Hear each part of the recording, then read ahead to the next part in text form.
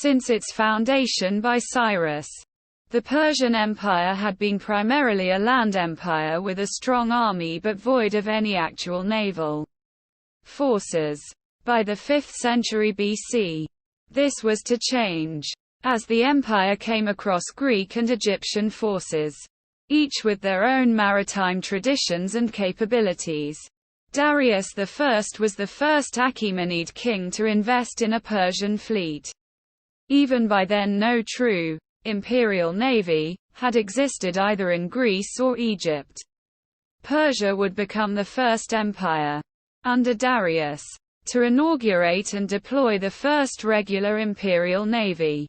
Despite this achievement, the personnel for the imperial navy would not come from Iran, but were often Phoenicians, mostly from Sidon. Egyptians and Greeks chosen by Darius the Great to operate the empire's combat vessels. At first the ships were built in Sidon by the Phoenicians.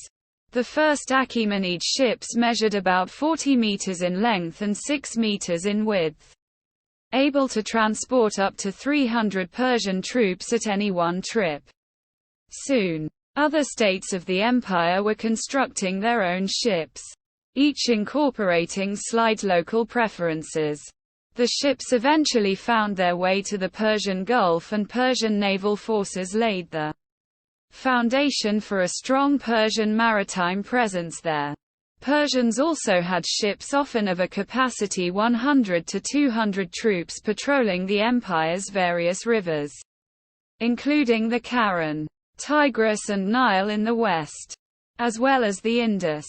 Quote, the Achaemenid navy established bases located along the Karen, and in Bahrain, Oman, and Yemen. The Persian fleet was not only used for peacekeeping purposes along the Karen but also opened the door to trade with India via the Persian Gulf.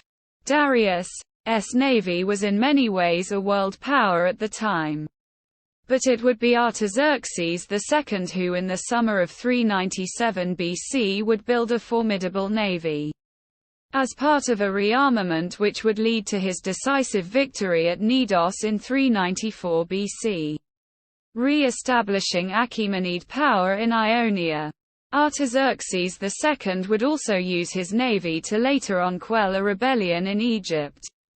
The construction material of choice was wood, but some armored Achaemenid ships had metallic blades on the front, often meant to slice enemy ships using the ship's momentum. Naval ships were also equipped with hooks on the side to grab enemy ships, or to negotiate their position. The ships were propelled by sails or manpower. The ships the Persians created were unique as far as maritime engagement. The ships were equipped with two mangonels that would launch projectiles such as stones or flammable substances. Xenophon describes his eyewitness account of a massive military bridge created by joining 37 Persian ships across the Tigris. The Persians used each boat's buoyancy to support a connected bridge above which supply could be transferred. Herodotus also gives many accounts of the Persians using ships to build bridges. Darius I, in an attempt to subdue the Scythian horsemen north of the Black Sea, crossed over at the Bosphorus, using an enormous bridge made by connecting Achaemenid boats, then marched up to the Danube, crossing it by means of a second boat bridge. The bridge over the Bosphorus essentially connected the nearest tip of Asia to Europe, encompassing at least some 1,000 meters of open water if not more. Herodotus describes the spectacle, and calls it the Bridge of Darius. Strait called Bosphorus, across which the Bridge of Darius had been thrown, is 120 furlongs in length, reaching from the Euxine to the Propontis. The Propontis is 500 furlongs across and 1,400 long. Its waters flow into the Hellespont, the length of which is 400 furlongs. Years later, a similar boat bridge would be constructed by Xerxes I in his invasion of Greece. Although the Persians failed to capture the Greek city-states completely, the tradition of maritime involvement was carried down by the Persian kings, most notably Artaxerxes II.